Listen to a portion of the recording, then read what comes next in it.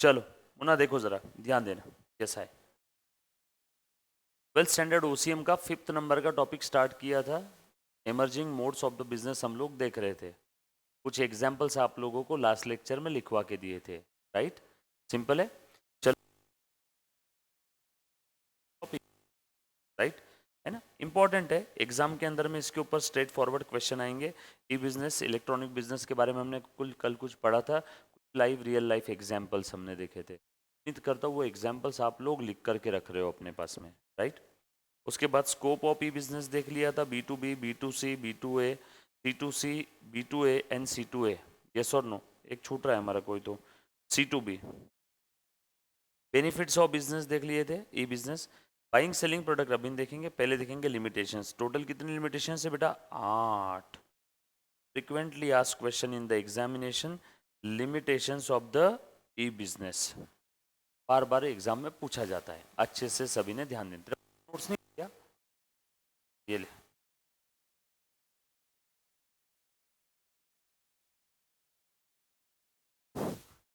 बरोबर, इसे ध्यान देना बेटा सब लोग। राइट, आ जा मुन्ना, ध्यान दे दो। Limitations of the E business, सबसे पहला है बेटा लैक ऑफ पर्सनल टच। जैसे ऑनलाइन जब भी मैं पढ़ाता हूँ तो एक बच्चों के पेरेंट्स की कंप्लेंट रहती है कि सर पर्सनल टच नहीं मिलता है, आप फेस टू फेस सामने रहते हो तो ज़्यादा अच्छे से समझ में आता है। राइट, तो सेम वैसे ही बिजनेस में भी है।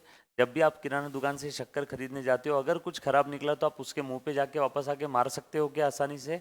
ये बिजनेस के अंदर में आप कहाँ जाओगे, कहाँ ढूंढोगे? उसके लिए भी लंबी प्रोसीजर है, तो जनरली कोई करता नहीं है, रिटर्न नहीं करता है।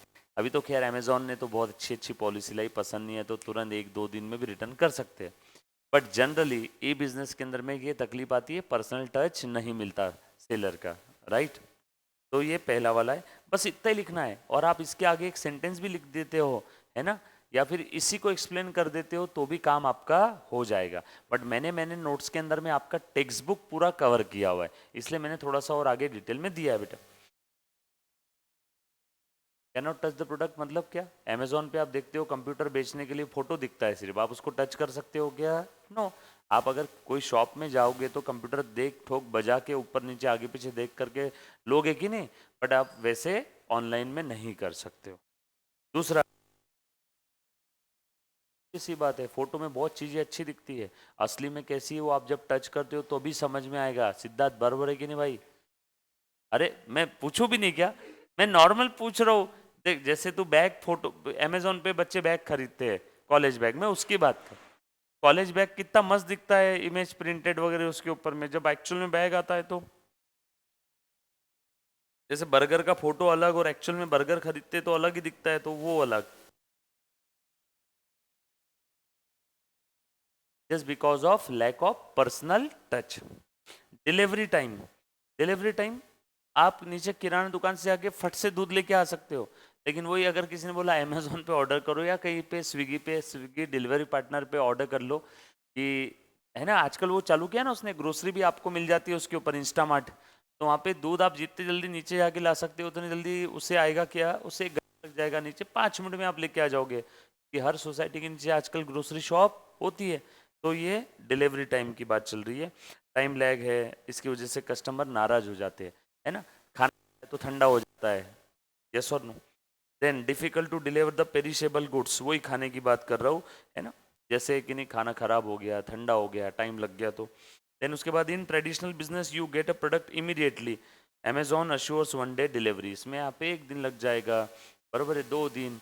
बट उसमें बाकी केस में आप फिजिकली जाकर तो इमीडिएट मिल जाता है। सिक्योरिटी इशू आता है, पीपल डिफ्रॉड इन ऑनलाइन बिजनेस। काफी बार क्या होता है बेटा ऑनलाइन बिजनेस के अंदर में, आप लोगों के साथ में क्या गलत हो जाता है बताओ तो? दिया कुछ तो, है ना, मोबाइल फोन ऑर्डर किया, अंदर डब्बा खोला तो साबुन की टिकिया निकली, है ना, होता है ना ऐसा बहुत लोगों के साथ, तो ये फ्रॉड के चांसेस है। Easy to hack financial details, address, आप लोगों की फिनेंशियल डिटेल आप सब डाली हुई रहती है उसके ऊपर, ऐप के ऊपर में, तो आपके एटीएम कार्ड का 16 डिजिट नंबर, आप सीवीवी कोड डालते हो, पासवर्ड डालते हो, तो आपकी काफ़ी सारी डिटेल लीक हो जाती है ई बिजनेस के अंदर में। Security and integrity issues causes the disturbance of the customer. Integrity issue मतलब क्या रहता है रे बेटा? इंटेग्रिटी इशू, एक बार आपने अगर कोई चीज़ ऑर्डर किया, आपका इंफॉर्मेशन, आपका डेटा इंटीग्रेट हो जाता है उनके ऐप के साथ में। फिर नेक्स्ट टाइम से आप जब ये आपके फ्रेंड ने भी आपके फ़ोन से ऑर्डर किया, बरोबर है, अब आप मान लो कहीं और गए, मैं मेरे फ्रेंड के यहाँ पे गया, अब सब लोग मिलके ऑर्डर कर रहे हैं, मेरे इससे ही पेमेंट कट जाएगा क्योंकि ऑलरेडी मेरा डेटा इंटीग्रेटेड है ना। और मैं दोस्तों के यहाँ पार्टी पे बैठा हूँ और वो माल कहाँ पहुँच जाएगा, मेरे घर पे, क्योंकि मेरा एड्रेस इंटीग्रेट है, मुझे चेंज करना पड़ता है। अदरवाइज क्या होता है, देखो पहला तो इंटीग्रिटी की वजह से मेरे फ़ोन से पैसा कट हो जाएगा। किसी बच्चे ने फ़ोन, छोटे बच्चे ने हाथ में लिया, बहुत बात देखो पेमेंट हो जाते हैं फ़ोन से, एक्टिवेट हो जाती है चीज़ें, तो सब आपका डेटा इंटीग्रेट हो जाता है, इस कारण से तकलीफ होती है। और कुछ ऐसी चीज़ें जो आपको किसी और को बताना नहीं है वो भी पता चल जाती है। बहुत सारे इश्यूज है। गवर्नमेंट इंटरफेरेंस, ओ हो, मोस्ट इंपॉर्टेंट। ये कस्टमर को अच्छा नहीं लगता है, आपकी सारी डिटेल गवर्नमेंट के पास भी है, आपकी सारी डिटेल, यस और नो। आपके, इन शॉर्ट, ई बिजनेस के कारण गवर्नमेंट को ये भी पता चल जाता है आपने कितना माल खरीदा, मतलब आपके पास पैसा है कि नहीं है, तभी तो आप खरीद रहे हो ना। आप बैंकिंग डिटेल उसमें डालते हो, आप माल खरीदते हो, आपका एड्रेस, आपका पैन नंबर भी जाता है, बहुत सारे परचेस के अंदर में जीएसटी नंबर जाता है, तो गवर्नमेंट के पास तो आपका डिटेल चला गया। और उसके बाद अगर आप गवर्नमेंट को बोलते हो कि मेरे पास पैसा नहीं है, मेरा लॉस है, इनकम टैक्स रिटर्न में लॉस दिखा रहे, तो वहाँ पे गवर्नमेंट क्रॉस चेक कर सकती है क्या? यस। तो इसीलिए देखो गवर्नमेंट का भी इंटरफियरेंस बढ़ जाएगा। दूसरी चीज, मैं अगर आपको पर्सनली कुछ माल बेचूं तो जीएसटी में अलग से नहीं लूँ, मैंने आपसे कैश ले लिया और आपको माल बेच दिया। बट वही ऑनलाइन बेचूंगा तो मुझे, सरकार को पता चल गया तो जीएसटी तो उस पर देना ही है। ये अच्छी चीज़ है, लिमिटेशंस में नहीं डालना चाहिए था इसको, गवर्नमेंट को तो पता चलना ही चाहिए ना। यस और no. High risk, there is no direct contact between the parties, तो रिस्क ज़्यादा है। वायरस की तकलीफ है, वायरसेस, वायरसेस क्या है? अब जहाँ ई बिजनेस आ गया, यहाँ पे मोबाइल कंप्यूटर आ गया, मोबाइल कंप्यूटर आ गया तो वायरस की तकलीफ आ गई। वायरसेस में क्लीन अप योर डेटा, है ना। उसके बाद लैक ऑफ इंटरेक्शंस। बेटा देखो, ई बिजनेस के अंदर में आपका बिजनेस आप ऑनलाइन मैनेज कर रहे हो, आपका डेटा सब ऑनलाइन सेव है, उसकी वही वायरस अगर लग गया आपके सर्वर पे या जिस किसी का सर्वर आपने लिया है, तो आपका डेटा गायब हो सकता है, लेकिन फिजिकली आपका डेटा गायब नहीं हो सकता है जब तक उसके चूहे उसको काट ना दे, उस बुक्स ऑफ अकाउंट्स को। बट अदरवाइज फिजिकल डेटा ऐसा उसको वायरस लगने की तकलीफ नहीं है, बट ऑनलाइन डेटा को वायरसेस की तकलीफ है क्या? Lack of interactions, lack of face to face interactions, buyers feels insecure carry out the transaction. Buyers को डर रहती, बस ये भी एक लिमिटेशन है। एंड डिसऑनेस्ट ट्रेडिंग, फर्म में इंडल्ज इन फ्रॉड, में ऑपरेट फेक वेबसाइट। काफ़ी बार देखो वेबसाइट पे पहले पेमेंट करने के लिए बोलते हैं, कैश ऑन डिलीवरी नहीं है, तो लोग वहाँ पे जाते ही नहीं, बोलते नहीं भैया पैसा चला जाएगा। तो ये कुछ लिमिटेशंस है। अब लिमिटेशंस में मैंने आपको जो वर्डिंग्स दिए ना, ये वर्डिंग्स आपने याद रखना है, इसके ऊपर एक एक एक एक सेंटेंस आप लोगों ने लिखना है बेटा, बस उससे ज़्यादा नहीं, एक एक ही सेंटेंस लिखना है, राइट। एग्जाम में 5 नंबर का क्वेश्चन आएगा तो 6 पॉइंट भी सफिशियंट है, बरोबर है क्या? पूरे पूरे 8 पॉइंट नहीं लिखे तो भी चलेगा।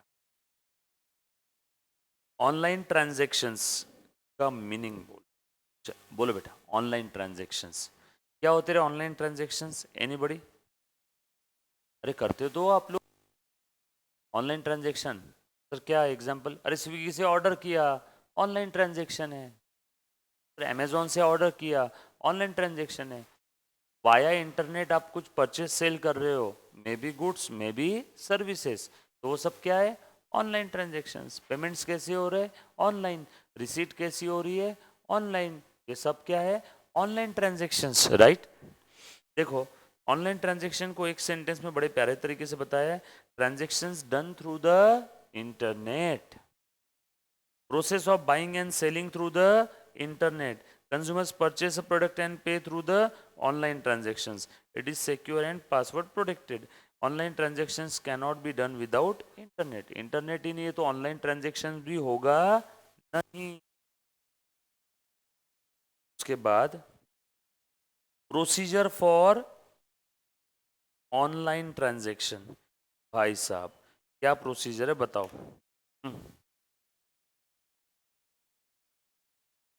देखो एक सिंपल सी प्रोसीजर बताता हूँ ऑनलाइन ट्रांजैक्शन।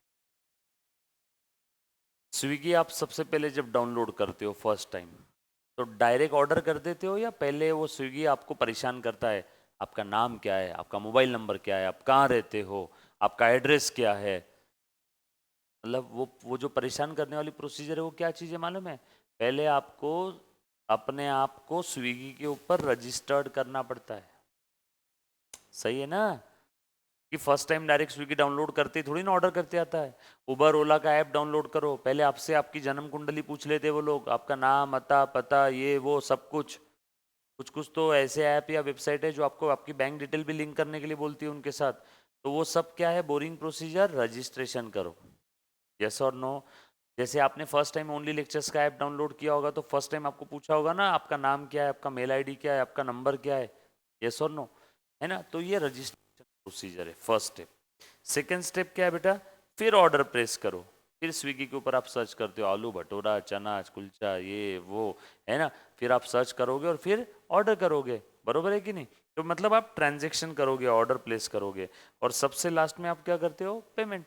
अमेजोन पे भी तो ऐसे ही है, अमेजोन का ऐप डाउनलोड किया, रजिस्ट्रेशन किया, ऑर्डर किया, फिर पेमेंट करते हो। नहीं सर हम तो कैश ऑन डिलीवरी करते हैं, हाँ मे बी ऑप्शनल, अब यहाँ पे इन्होंने पेमेंट का दे दिया तो कोई गलती थोड़ी की। कुछ लोग कैश ऑन डिलीवरी प्रोवाइड करते हैं, कुछ लोग बोलते हैं भैया पेमेंट करना पड़ेगा आपको। तो देखो ये सिंपल सी प्रोसीजर फॉर ऑनलाइन रजिस्ट्रेशन से। सबसे पहले प्रोसीजर है बेटा ऑनलाइन ट्रांजेक्शन्स की, सबसे पहली प्रोसीजर है रजिस्ट्रेशन की। First step for making online transaction, register with the vendor. कैसे रजिस्ट्रेशन करते हो? लॉगिन वेबसाइट, लॉगिन करते हैं वाया वेबसाइट, है ना? Login website to buy the product. इसमें आपका नेम एड्रेस मेल आईडी ये सब पूछा जाता है, आपका एक अकाउंट क्रिएट किया जाता है, आपको पासवर्ड उसको प्रोटेक्ट करना है तो आपको बोलते भी है कि क्रिएट योर पासवर्ड, पासवर्ड में इतने कैरेक्टर होने चाहिए, ऐसा नाम अता होना, फिर आप पासवर्ड उसमें क्रिएट कर लेते। दूसरा काम, सेकेंड स्टेप क्या है बेटा? कस्टमर ऑर्डर पुट करता है, शॉपिंग कार्ट ऑलरेडी उसमें रहता है, जो जो आइटम वो आप उसमें कार्ट में ऐड करते जाओगे, add to cart add to cart add to cart, order डाल दिया, और लास्ट में आप चेकआउट करते हो। चेकआउट करते समय आपको क्या पूछता है? वो पेमेंट करो, पैसा दो। हाईली सिक्योर्ड एनक्रिप्टेड, जैसे पेमेंट में कुछ लोग ईज बस यूज़ करते हैं, कुछ गूगल पे यूपीआई से पेमेंट करते हैं, कुछ कैश ऑन डिलीवरी रख, जो तरह तरह की पेमेंट की मेथड है। और इसमें आपकी पर्सनल इंफॉर्मेशन सिक्योर होती है, ऐसी झूठी बातें करते हैं लोग, है ना? कोई इंफॉर्मेशन इसमें सिक्योर जनरली जनरली रहती होगी, काफ़ी जगह पे लीक हो जाती, ठीक है? हाँ, यू टर्न कैसे लेते समझ में आया क्या? डन, चलो आगे, डन बेटा, चलो। अब पेमेंट मेथड कैसी है, अलग अलग है। ये सबसे मेरी फेवरेट वाली पेमेंट मेथड है, कैश ऑन डिलीवरी। अब यही चेक करते, पेमेंट मेथड आते ही सबसे पहले आप डायरेक्ट स्क्रॉल करते हो, क्योंकि आपको भी मालूम है कैश ऑन डिलीवरी साले लोग सबसे आखिरी में देते हैं, पहले कैश ऑन डिलीवरी नहीं देते हो। पहले आपको ईएमआई ऑप्शन, ये credit card debit card UPI, और लास्ट में धीरे से कहीं छुपा रहेगा कैश ऑन डिलीवरी, है ना? सीओडी लिखते हैं। दूसरा है बेटा चेक, तीसरा net banking transfer, then credit debit card, then digital cash, एक और यहाँ पे होना चाहिए था क्या? यूपीआई, बरोबर ना? तो ये सारी आपकी पेमेंट मेथड है, सिंपल है बेटा एकदम। देखो जरा, कैश ऑन डिलीवरी, अब इसमें लिखने की और बोलने की जरूरत नहीं है। कैश ऑन डिलीवरी मतलब जब आप डिलीवरी दोगे तब मैं पैसा दूंगा। चेक, ये भी सिंपल है कि आप उसको चेक देते हो, बट सामने वाला वो चेक मिलने के बाद क्या बोलेगा? भैया जब चेक का पैसा रियलाइज होगा तभी मैं माल दूंगा, या फिर आपको जो मैंने माल दिया है वो है subject to realisation of cheque. इसका मतलब क्या है? अगर चेक आपका बाउंस हो गया तो मुझे पूरा अधिकार है आपसे माल वापस लेने का। चेक रियलाइज होना जरूरी है कि नहीं? यस और नो? उसके बाद electronic transfer of the funds after receiving the amount seller sends the goods. काफ़ी बार ऐसा होता है कि भैया कैश ऑन डिलीवरी है नहीं, आपको पहले पेमेंट करना है यूपीआई से या फिर इलेक्ट्रॉनिक नेट बैंकिंग से, कैसे कर आपने पेमेंट करना है, उसके बाद ही सेलर को जब पैसा मिलेगा तब वो गुड्स सेंड करेगा। ये भी one of the payment method है। Credit debit card known as plastic money, America में बहुत चलता है credit card debit card, plastic money बोलते हैं इसको। आज के बाद अगर आपसे कोई बोले प्लास्टिक मनी तो समझ जाना वो डेबिट कार्ड की बात कर रहा है, बरोबर है? उसके थ्रू भी पेमेंट होता है क्या? Amounts get deducted from the customers bank account use for online payment. अब हर जगह से बैंक अकाउंट से ही डिडक्ट होगा, और कहाँ से होगा? नहीं तो। और उसके बाद electronic currency existing in cyber space, no physical properties but allows to use real currency in electronic form. यार बेटा कैश का एग्जाम्पल बताओ। पेटीएम बोल सकते हैं। वैसे तो इलेक्ट्रॉनिक करेंसी या डिजिटल कैश है तो यहाँ पे बिटकॉइन इथेरियम भी आ सकता है।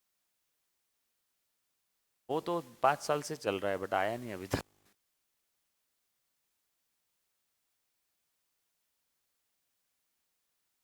आ जाएगा उस दिन, बात करेंगे। पर है काफ़ी समय से सरकार ट्राई कर रही है डिजिटल रूपी, बट इतना आसान नहीं है। क्या करे, हैक हो गया तो फिर अरे कंट्री की कंट्री डूब जाती है अगर उसकी करेंसी का ठप्पा डाई या फिर डिजिटल करेंसी अगर हैक हो गई तो। सोचो ना, आतंकवादियों के पास अगर आपके नोट छापने की डाई जो रहती है वो अगर लग गई तो नोटें छापेंगे। आपको लगेगा असली नोट है, वो नोट भी असली सी रहेगी पूरी, क्योंकि डाई उनके पास अगर चली गई तो। या फिर डिजिटल करेंसी के अंदर में डाई का काम भी नहीं है, किसी ने हैक कर लिया अपना वो सॉफ्टवेयर, तो क्या करेंगे। अल्टीमेटली है तो सॉफ्टवेयर प्रोग्राम्ड ही है ना, और क्या है। सोचो, भारत के अंदर में सभी के अकाउंट में, भारत अगर किसी देश को बर्बाद करना है तो उस देश के अंदर में है ना फेक करेंसी, फेक करेंसी सभी के अकाउंट में 10-10 करोड़ डाल दो, देश बर्बाद हो जाएगा। करेंसी अगर 100 रुपए का नोट जनरेट हुआ तो कहीं ना कहीं 100 रुपए का कहीं ना कहीं उसके बदले वैल्यू रखा है, तब 100 रुपए का नोट आया है। ऐसी नोट नहीं छपता है। बदले में हम उतने ही करेंसी छापते हैं जितनी हमारे पास उसकी वैल्यू है। जैसे मान लो, मैं अगर ये एक गावरान एग्जांपल देते हो बहुत छोटे लेवल पे, सरकार के पास 1 kilo gold, 1 kilo gold 50 lakh का है। सरकार अपने पास गोल्ड रखती है 50 लाख का, फिर 50 लाख की नोटें छाप रही है। तो 50 लाख के नोटों की वैल्यू क्या है, पीछे बैक में सपोर्ट में क्या है, गोल्ड। तो उसकी नोट की वैल्यू है। सोचो, सभी ने अपने घर पे नोटें छाप ली 10-10 करोड़ और अपने घर में रख लिए, सबके बाद 10-10 करोड़ आ गए। 1 लीटर दूध मिलेगा 10-20 हज़ार रुपए का, 20 हज़ार रुपए का 1 लीटर दूध, सभी के पास पैसा आ गया। समझ में आया क्या। श्रीलंका, काफ़ी सारी कंट्रीज जो है बर्बाद हो जाती है। यस और नो। इसीलिए ये इतना आसान नहीं है जितना लोगों को लग रहा है डिजिटल रूपी। चलो खैर ठीक है, आ जाओ आगे बढ़ते। आउटसोर्सिंग, आउटसोर्सिंग क्या होता है रे बेटा। आउटसोर्सिंग, एनीबडी, बोलो बोलो। आउटसोर्सिंग, हमारा काम हम लोग किसी दूसरे को दे देते हैं। यस और नो। कैसे रे दूसरे को दे रहे, बताओ जरा, कोई एग्जांपल दो मुझे इसका, आउटसोर्सिंग का। अरे हम लोग मोड्स ऑफ बिजनेस देख रहे हैं ना। पहला मोड हमने कौन सा देखा, ई बिजनेस। ई बिजनेस खत्म हो गया, अब क्या चालू हुआ, आउटसोर्सिंग।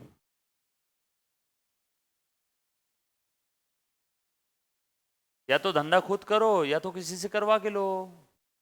आउटसोर्सिंग का बेस्ट एग्जांपल बता सुनना। जैसे कि नहीं, आप लोगों को जो मैं लेक्चर देता हूँ या आप लोगों को जो मैंने ऐप दिया हुआ है, वो ऐप मैंने नहीं बनाया, बनवा बाहर वाले को दे दिया, और मेंटेन भी तू ही कर, बना भी तू ही। मैं तुझे साल के साल रेंटल दे दूंगा उसका। समझ में आया क्या। या फिर दूसरा एक सिंपल सा एग्जाम्पल, बाइक का नाम बोलो, अच्छी जो बाइक चल रही है। सर ये कौन सी बाइक है, बुलेट। बुलेट, बुलेट, अच्छा वही है क्या, बुलेट है उसी का है क्या। बुलेट क्या करती है, रॉयल एनफील्ड की बुलेट, वो बुलेट इंजन बनाती है। टायर बनाने का काम एमआरएफ कंपनी को दे दिया, आउटसोर्स किया। हैंडल बनाने का काम कोई कंपनी को दे दिया, आउटसोर्स। बुलेट में जो बैटरी लगती है, बैटरी बनाने का काम एक्साइड कंपनी को दे दिया, एक्साइड की बैटरी, आउटसोर्स किया। कुछ बात समझ में आ रहा है कि सभी को। तो ये लोग क्या करते हैं, काफी बार ये क्या करते हैं बेटा, ये आउटसोर्स कर देते काम। बुलेट से भी इंजन बना रहा है, टायर, हैंडल, हॉर्न, लाइट सब अलग अलग कंपनी को दे दिया। इसीलिए देखो, एमआरएफ के टायर कोई भी बाइक में लग जाते हैं। यस और नो। अगर सिर्फ बुलेट का सारी चीजें बुलेट खुद बनाएगी तो कॉम्प्लिकेशंस क्रिएट हो जाएगी ना। फिर आपको टायर भी लेना है तो बुलेट के टायर के लिए बुलेट के शोरूम पे जाओ, होंडा के शाइन के टायर के लिए होंडा के शोरूम पे जाओ, तकलीफ हो जाती थी। यस और नो। सबके अलग अलग स्पेसिफिकेशन, इसीलिए क्या करते कंपनी, बहुत सारे काम आउटसोर्स कर देती। यस और नो। तो कोई एक अपना कोर प्रोडक्ट है तो उसका एक मेन पार्ट अपन बना लो, बाकी चीज़ें आउटसोर्स कर दो। यस और नो। तो आउटसोर्स में बेसिकली क्या होता है, एक कंपनी कॉन्ट्रैक्ट करती है कोई एक उसकी एक्टिविटी किसी दूसरे कंपनी को दे देती है। जैसे बुलेट कंपनी ने हैंडल या टायर बनाने का काम एमआरएफ कंपनी को दे दिया, टायर बनाने का काम।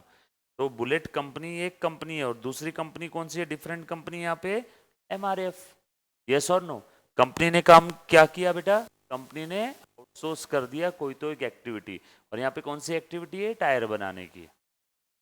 तो भैया टायर बना के देख, बुलेट में लगा के वो बुलेट को करके बेचेंगे। समझ में आया सभी को? Next, process of contracting some business function to specialise agency. ये भी ऊपर वाले सेंटेंस के जैसे, इसका भी मीनिंग है। बोलो बेटा, स्पेशलाइज एजेंसी को हमने काम दे दिया, some of the business function हमने आउटसोर्स कर दिया। Some of the business function tyre बनाने का काम डिफरेंट एजेंसी को दे दिया। डिफरेंट एजेंसी कौन है, एमआरएफ। बात समझ में आया? हर एक बाइक वाले अपने खुद टायर नहीं बनाते हैं, वो टायर बनाने का काम किसी दूसरे को दे देते हैं, या दूसरों से बने बनाए टायर ले लेते हैं। बात समझ में आ रही? यस और नो? जैसे बिल्डिंग, ये जो सोसाइटी में सिक्योरिटी गार्ड नीचे है, वो सिक्योरिटी गार्ड सोसाइटी के नहीं है। ये बिल्डिंग ने, ये सोसाइटी ने, जहाँ पे आप अभी बैठे हो, इस सोसाइटी ने सिक्योरिटी का काम आउटसोर्स किया हुआ है। कोई तो स्टार एजेंसी होगी, कोई और एजेंसी होगी, तो दे दिया भैया ये बिल्डिंग की सेफ्टी की जिम्मेदारी तेरी, यहाँ 4 सिक्योरिटी गार्ड वो तेरे रहेंगे। अब वो राम श्याम रहीम सखाराम तुकाराम कौन है वो तू देख, मुझे यहाँ पे हरदम 4 सिक्योरिटी, शक्ल से मुझे कोई लेन देन नहीं है, उनके नाम से लेन देन नहीं है, तो कौन भेजेगा कब भेजेगा वो तेरा जिम्मेदारी। वरना दूसरा रास्ता क्या था, खुद सिक्योरिटी करो खुद के पेरोल पे। बट अब सोसाइटी ने क्या काम किया, अब ये सोसाइटी सिक्योरिटी गार्ड की सैलरी नहीं करती है, सोसाइटी क्या करती है, गार्ड का पेमेंट करती है कंपनी को, और कंपनी अपना कमीशन कट करके बचा हुआ सैलरी किसको देती है, गार्ड को।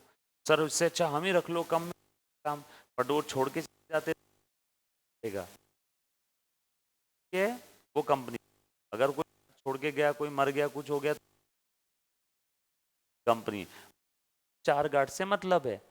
समझ में आया? अगर हमने खुद ने रखा तो उनका रहना खाना पीना कौन देखेगा? इसीलिए हम लोग क्या करते हैं, बहुत सारी एक्टिविटीज और फंक्शन आउटसोर्स कर देते। कुछ बात समझ में आई? चलो आगे। उसके बाद non core area generally outsource करते हैं। सर अब ये क्या चीज़ है? रॉयल एनफील्ड बुलेट बनाने वाली, बुलेट बाइक बनाती है, वो इंजन बनाने का काम आउटसोर्स कर सकती है क्या? कुछ बात समझ में आई क्या? आप मेरे पास 12th का अकाउंट पढ़ने के लिए आए और मैंने 12th का अकाउंट पढ़ाने का काम या ओसीएम पढ़ाने का काम ही आउटसोर्स कर दिया। समझ में आया क्या? हाँ, मैं बाकी चीज़ें आउटसोर्स कर सकता हूँ, नोट्स प्रिंट करने का काम आउटसोर्स कर सकता हूँ, नॉन कोर है। ये जेरोक्स वाला प्रिंट करे चाहे ये जेरोक्स वाला, तुमको कोई फर्क पड़ने वाला है क्या उससे? सो नॉन कोर एक्टिविटीज तुम आउटसोर्स कर सकते हो, बट कोर फंक्शन आउटसोर्स नहीं कर सकते। फॉर्मल एग्रीमेंट रहेगा क्या इनके बीच में? यस। ये देखो तो यहाँ पे ये एग्रीमेंट की बात चल रही है ना, मतलब कौन सा एग्रीमेंट है वो? Formal agreement. Then agency can send man power to the company, जो मैंने सिक्योरिटी गार्ड का एग्जाम्पल दिया था। अब मैन पावर यहाँ पे मे भी फैक्ट्री में फंक्शन कोई परफॉर्म करने के लिए, फैक्ट्री में आउटसोर्सिंग का काम बहुत होता है। फैक्ट्री को मालिक को इतना समय नहीं है वर्कर ढूंढ के लेके आए। फैक्ट्री का मालिक कोई तो एक कंपनी को बोल देगा भैया मेरे यहाँ पे वर्कर की जरूरत है, वर्कर भेजने की जिम्मेदारी तेरी, तू ठेकेदार है, तू भेजेगा वर्कर रोज के 50, वर्कर नहीं आए तो मैं तेरे को गाली मारूंगा। फैक्ट्री क्या करती है, वो ठेकेदार को पेमेंट करती है 50 लोगों का, रोज 50 लोग आएंगे काम करेंगे वापस जाएंगे। कोई अगर कोई लोग कम हो गए तो ठेकेदार को हम गाली मारेंगे, तो उसको कंपेंसेट करने का काम किसका है, और वर्कर लाने का काम ठेकेदार का। तो देखो agency send the man power, तो यहाँ एजेंसी मतलब कौन है, वो ठेकेदार। तो ये सब क्या है, आउटसोर्सिंग के एग्जाम्पल बताए मैंने आपको जितने भी बताए। helps to reduce the cost and uses expertise and company can focus on the core area। अब सोचो ये बुक प्रिंटिंग करने का भी काम अगर मैं ही करता, हाँ हाँ, अब सोचो ये प्रिंटिंग का भी काम मैं ही करता, ये फर्नीचर बनाने का भी काम मैं ही करता, कैमरा बनाने का भी काम मैं ही करता, तो मैं पढ़ाता कब? इसीलिए मैंने कैमरा रेडीमेड लेके आ गया, फर्नीचर का काम किसी दूसरे को दे दिया, प्रिंटिंग का काम किसी और को दे दिया। ये नॉन कोर एक्टिविटीज मैंने दूसरे को दे दी, तो कोर एक्टिविटी पे मैं फोकस कर सकता हूँ क्या? यस। इसीलिए नॉन कोर एक्टिविटी क्या करते हैं लोग, आउटसोर्स कर देते हैं।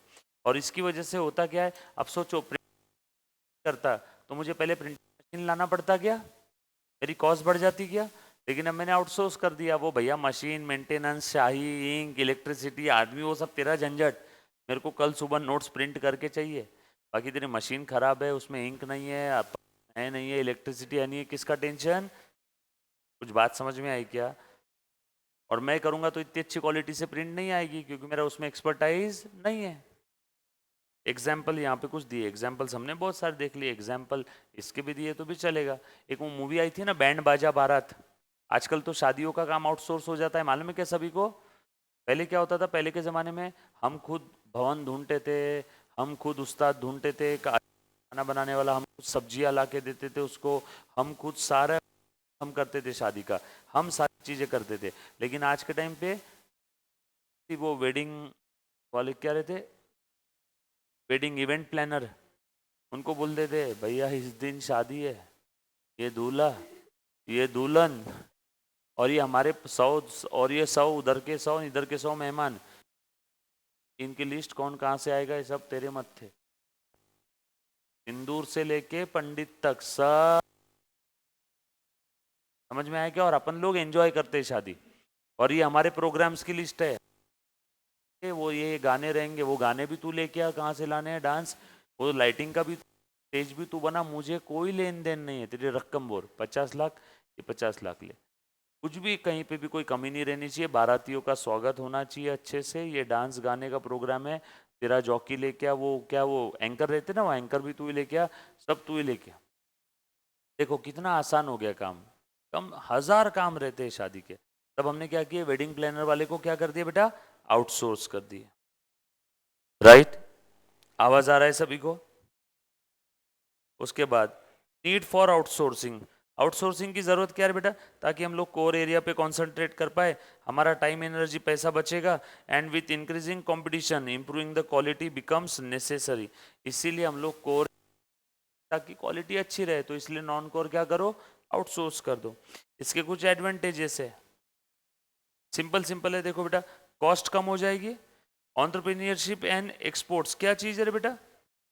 अब अगर मैं नॉन कोर एरिया आउटसोर्स कर दूंगा, मेरा जिस चीज में स्किल है, मैं जिस चीज जाना जाता हूँ, या मेरी एंटरप्रेन्योरशिप है, वो बूस्ट हो जाएगी, मैं ऐसे क्वालिटी के प्रोडक्ट बनाऊंगा जो मैं एक्सपोर्ट भी कर पाऊंगा, यस और नो।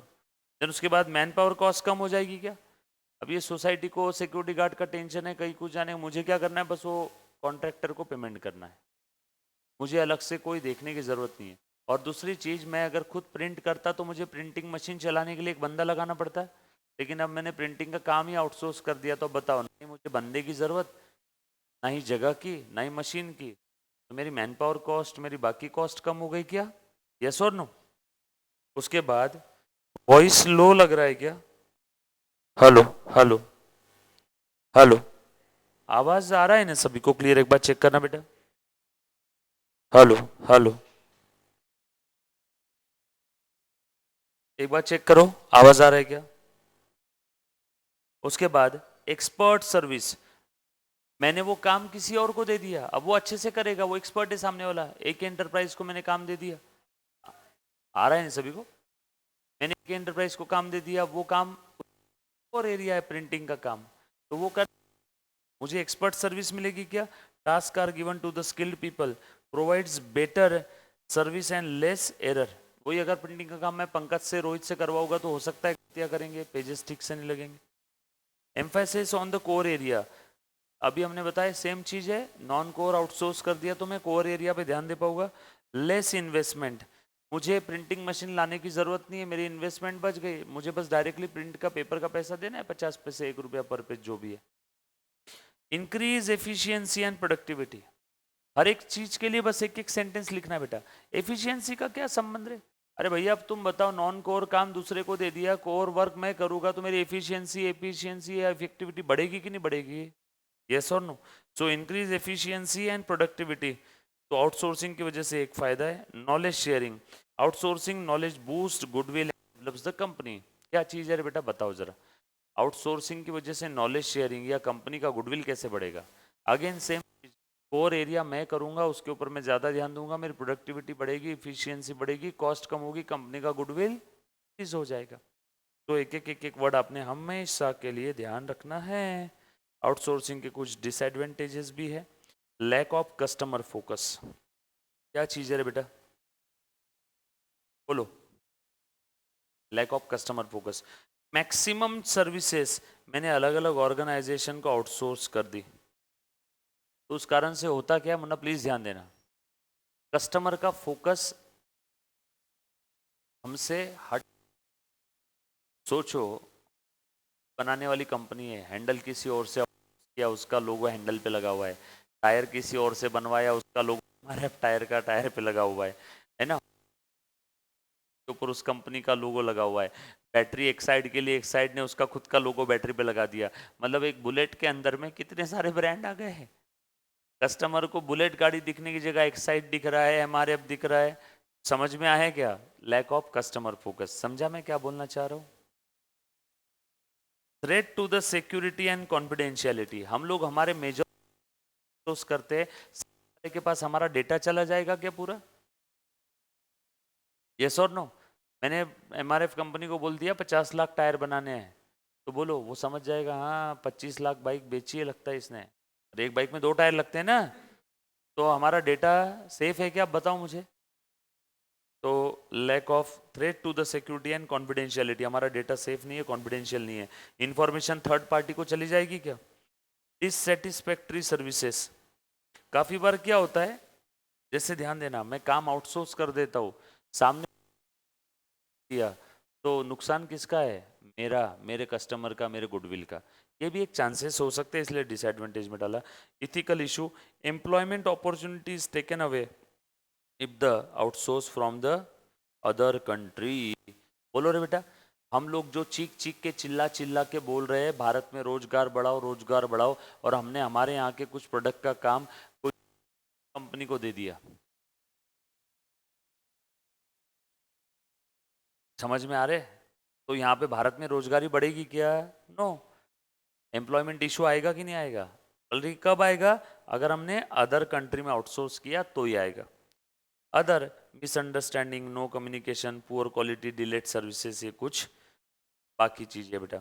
अब बिजनेस प्रोसेस आउटसोर्सिंग से हम लोग देखेंगे टुमारो। Thank you.